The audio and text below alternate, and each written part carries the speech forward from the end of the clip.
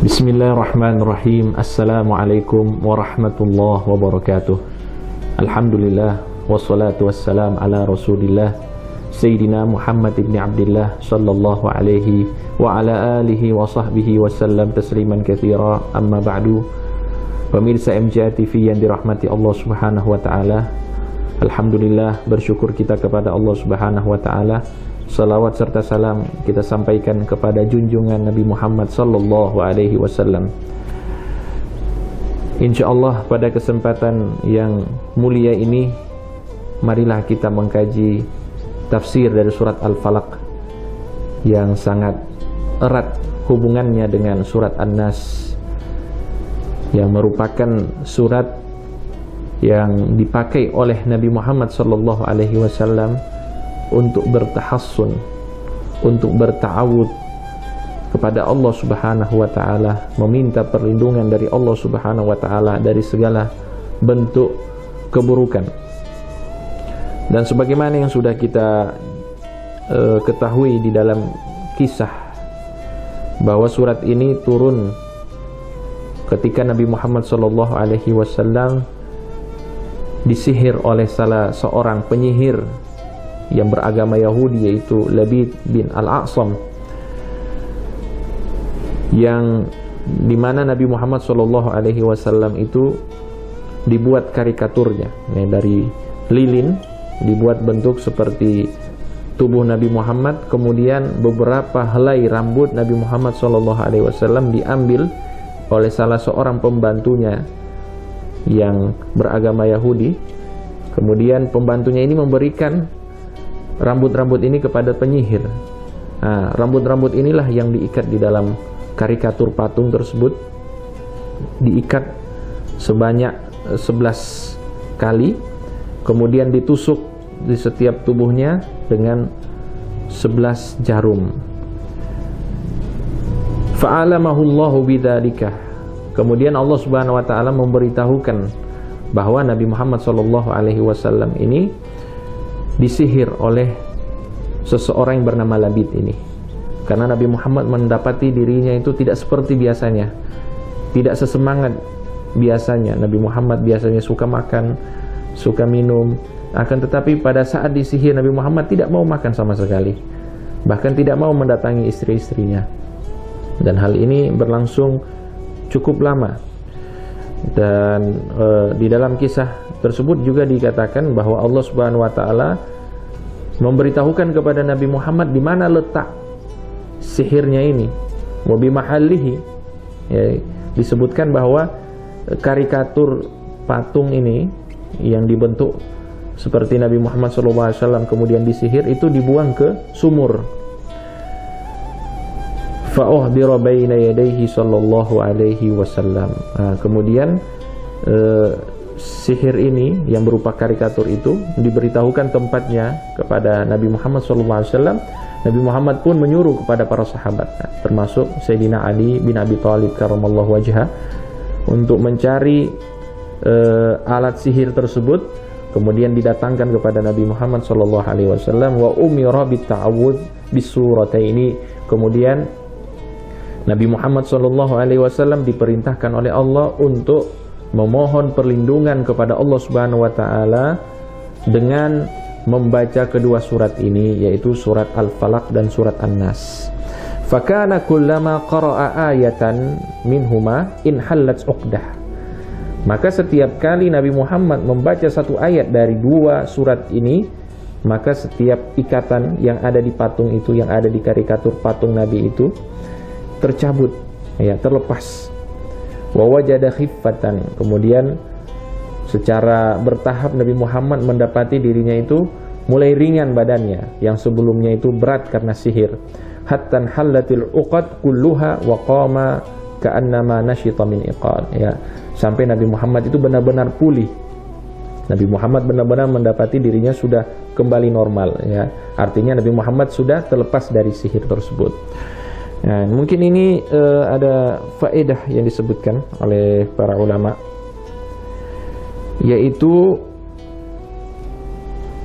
terkait kemaksuman Nabi Muhammad dan para nabi-nabi yang lain. Kita Di dalam akidah kita Ahlus Sunnah wal Jamaah mengatakan bahwa al-kamalu lillahi wahda, kesempurnaan itu hanya dimiliki oleh Allah Subhanahu wa taala, wal ismatu li rusulillah, dan kemaksuman itu dimiliki oleh para utusan-utusan Allah.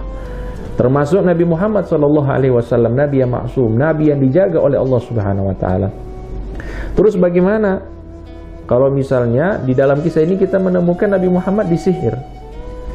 Nah, di sini ada jawaban bahwa yang dimaksud dengan maksum di sini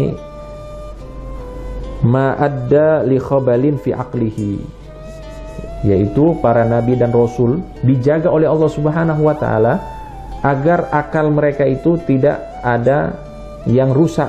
Artinya jangan sampai mereka itu gila ataupun kehilangan akal. Kalau misalnya mereka gila dan kehilangan akal, berarti tidak maksum, tapi tidak ada nabi yang gila. Nah, jadi itu masih dalam ranah maksum. Audiai syar'ihi, atau misalnya syariatnya nabi tersebut hilang. Nah, itu juga tidak mungkin terjadi. Auli mautih, atau misalnya syariat belum selesai, nabinya sudah meninggal, itu juga tidak mungkin. Maka yang dimaksud dengan maksum itu ya tiga tadi. Adapun yang berkaitan dengan hal-hal yang menimpa manusia, yang dilakukan oleh manusia, itu juga menimpa para nabi dan rasul. Ya, misalnya Nabi Muhammad makan, Nabi Muhammad minum, Nabi Muhammad tidur, Nabi Muhammad menikah, itu adalah hal-hal yang normal yang dilakukan oleh manusia. Nabi Muhammad sakit, Nabi Muhammad kena sihir, itu tidak masalah selama apa? Akalnya itu masih ada dan syariatnya tidak hilang. Dan juga Nabi Muhammad itu tidak meninggal sebelum syariat itu tersampaikan keseluruhannya. Nah, ini jawaban untuk syubhat yang disampaikan oleh orang-orang tentang kemaksuman Nabi Muhammad SAW. Pemirsa MJA TV rahimakumullah, kemudian kita masuk pembahasan beberapa ayat dari surat Al-Falaq. Allah Subhanahu wa taala berfirman, "Qul a'udzu birabbil falaq."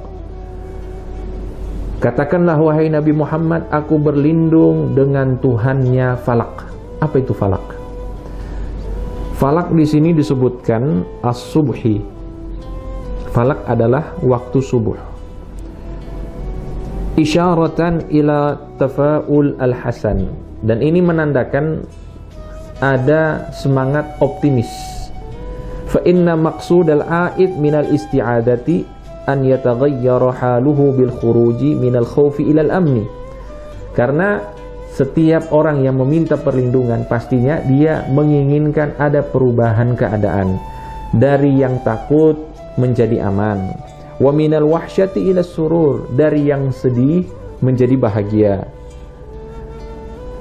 Was-subhu adallu ala hadza lima fihi min zawali dhulmati bi isyraqi anwarihi. Nah, maka sebagaimana waktu subuh itu adalah waktu yang kita nanti. Jadi setiap kita itu kalau sudah lewat malam pasti kita akan melihat waktu subuh. Waktu pagi itu dengan penuh kecerahannya, nah, itu akan menambah semangat, menambah optimisme.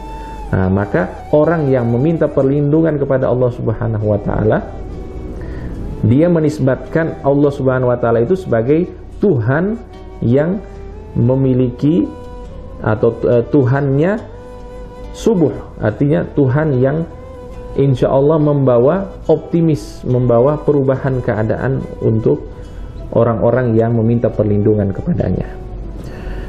Kemudian dilanjutkan min syarri ma khalaq. Nah, di sini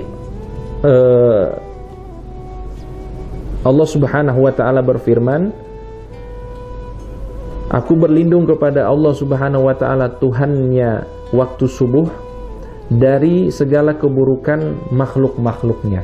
Nah, di sini disebutkan ada faedah. Jadi kita kalau bandingkan dengan surat An-Nas, di sini kalau di dalam surat Al-Falaq ini permohonan perlindungannya cuma sekali, qul a'udzu birabbin nas, qul a'udzu birabbil falaq. Adapun permohonannya itu ataupun sesuatu yang ingin mereka jauhi ataupun sesuatu yang mereka minta dari Allah Subhanahu wa taala agar mereka tidak tertimpa dengan keburukan-keburukan yang dibawa setelah ayat ini itu banyak. Jadi kita bisa bandingkan dengan surat An-Nas. Kalau di sini satu kali meminta perlindungan dari banyak hal. Tapi kalau di surat An-Nas banyak meminta perlindungan dari satu hal, yaitu waswas fi sudurin nas. Di sini ada faedah dikatakan oleh para ulama bahwa surat An-Nas itu dia meminta perlindungan dari sesuatu yang tidak terlihat, maka permohonan perlindungannya harus lebih banyak dibandingkan yang disebutkan di surat Al-Falaq. Nah, di surat Al-Falaq ini adalah sesuatu yang sifatnya lahiriah, yang terlihat, sehingga cukup sekali meminta perlindungan dari Allah Subhanahu wa taala. Nah, di sini disebutkan min syarri ma khalaq, dari segala keburukan makhluk-makhluknya Allah, min hayawanin mukallaf, dari makhluk-makhluk yang mukallaf, jin dan manusia, wa ghairi mukallaf, seperti hewan dan tumbuhan, wa jamadin, dan benda-benda mati, kasummi, seperti racun dan yang lain sebagainya. Nah, ini semuanya kita minta perlindungan dari Allah Subhanahu wa taala dari dua ayat ini ya. Nah, mudah-mudahan dua ayat ini insyaallah membuka pemahaman untuk kita semuanya, dan insyaallah kita bisa lanjutkan di pertemuan selanjutnya. Wallahu taala alam. Sallallahu ala sayyidina Muhammadin wa ala alihi wa sahbihi wasallam. Alhamdulillahi rabbil alamin.